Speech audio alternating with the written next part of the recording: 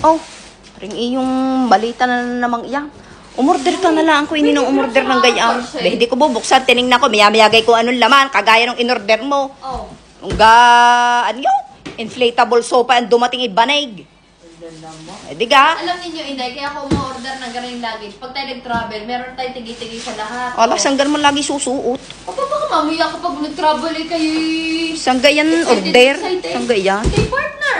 Ba, oo nga. Partner. Ay, di may garni rin yung isa nating malaki, yung puti. Ano? Yes, ganyan din yung Ay, matibay yan. Oh, matibay. Alam ninyo, subok na talaga namin ang team partner. Talaga napaka-tipay pag kami nagte-taping, dala-dala namin kahit kami. Ala, talagang pangdiinan yun. Ayaw mong ibababa yat. Lagi kang kakalungin pa. Ayan, tinanin. Biyan, walang gulong. Nako. Ano? Walang gulong. Inay, ang gulong. Natatanggal ang kanyang Yes, gulong. natatanggal ang kanyang gulong. Tinan nyo, Teka, ipapakita ko sa inyo. Ala, ay kulang. Bakit kulang? Kailangan mo, apat nga. Aba, talaga. Okay na.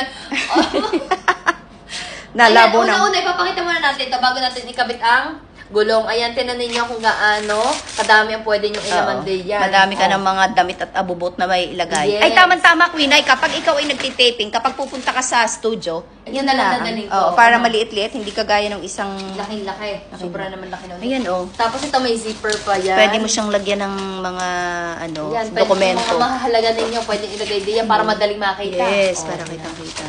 Tapos, kunyari halimbawa, ayan, dito pa. Pwede pa kayo maglagay dito ng Sabay, mga malaw damit. marais. Mga sapatos ko, ayan, din ko na ilalagay.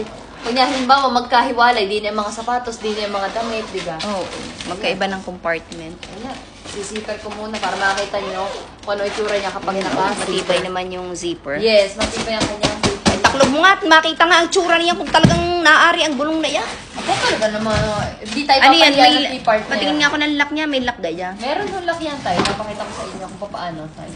So, yan. Ngayon, syempre, naka 0-0 yan, pero pwede nyo yung paltan. Ano ho?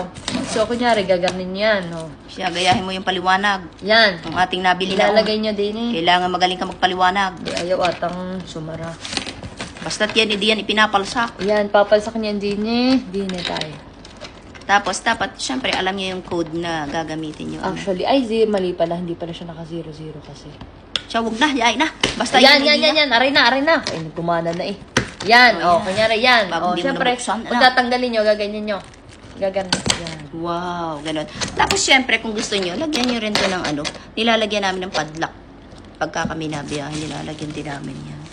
Tapos ngayon, nalagay na natin ang gulong. Ayan, paano Naintindihan. maglaga? Syempre, baka kayo mamaya naku po, naka-order ako na rin kay Kuya, hindi naman pala mailagay ang gulong. Sige.